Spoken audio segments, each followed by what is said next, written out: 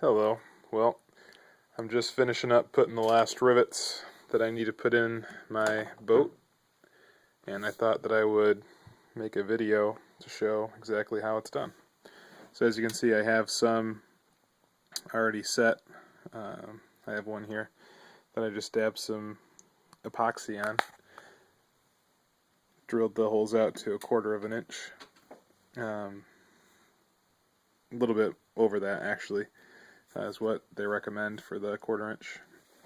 I use this pneumatic rivet gun, which makes it go by pretty quick. I don't have the air hooked up to it though.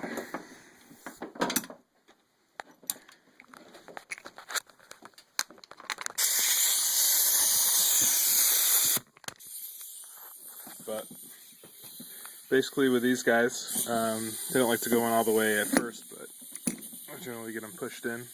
And with this rivet gun, it makes it pretty easy. Just squeeze, and they pop. Because the man will get stuck in there.